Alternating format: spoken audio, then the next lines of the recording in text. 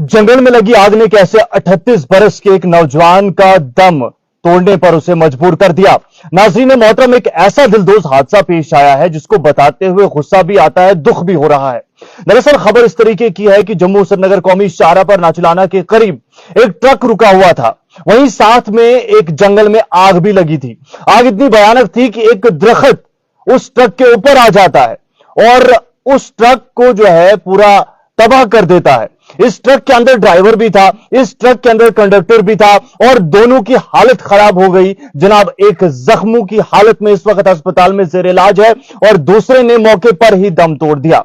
अफसोस और गुस्सा इस बात का है कि अगर ये इंसानी फितना है, अगर किसी ने जानबूझकर जंगल में आग लगाई थी तो देखिए आग लगाने वालों, क्या आपकी आग ने आज एक नौजवान की जान ले ली है।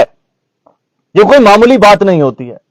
हर बार मैं कहता था कि जंगलों में आग मत लगाया कीजिए, यहां तक जंगल जो है जल रहे थे, इनडायरेक्टली जो है और डायरेक्टली नुकसान हो रहा था, लेकिन आज उसी आग ने एक नौजवान की जान ले ली। आज उसी आग ने एक घर का चिराग ही बुझा लिया।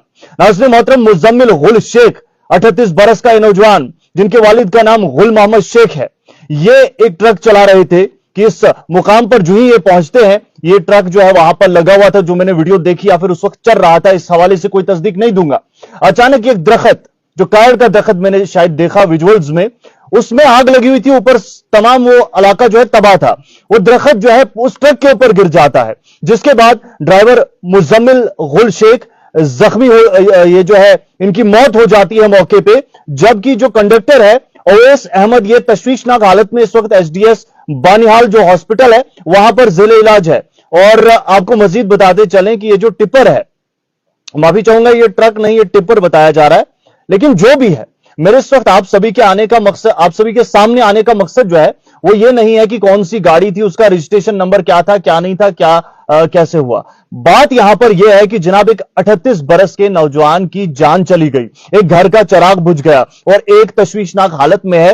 और क्या हुआ कि जंगल में आग लगी थी, एक दरख्त जो है एक ट्रक या जो भी वो गाड़ी थी उसके ऊपर आ जाता है और दोनों को जख्मी कर देता है। एक की मौके पर मौत हो गई, जख्मों की ताब ना लाते हुए दम तोड़ गया, जबकि दूसरा अस्पताल में जेर इलाज है। परवरदिगार जो इस हादसे में वफात पा गया है मगफिरत फरमाए, वरसा को और लवाइकिन को सब्र जमील अता फरमाए, और जो जख्मी है परवरदिगार उसको सेहतयाब करे, ये दुआ में कर रहा हूं। लेकिन मुझे अफसोस होता है उन लोगों पर जो जंगलों में आग लगा देते हैं बिला वजह। मैं जानता हूं जंगलों में आग लगने की मुख्तलिफ वजूहात होती है, लेकिन इस वक्त जहां देखे वहां दुआ ही दुआ होता है। अफसोस का मुकाम यह है कि ऐसा क्यों हो रहा है, अफसोस होता है। मुझे बड़े गहरे दुख के साथ ये कहना पड़ रहा है कि जंगल हमने तबाह कर लिए और जो हो रहा है उसके हम हकदार हैं। हमारे साथ ऐसा ही होना चाहिए और तमाम लोग, तमाम इंतजामिया जो है तमाशबीन बनकर ये देख रही है किस तरीके से माहौल तबाह हो रहा है और माहौल को सुधारने के नाम पर जो है पेड़ दो चार लगाए जा रहे हैं, फोटोग्राफ खींच लो, बात खत्म। अफसोस, सिर्फ अफसोस होता है।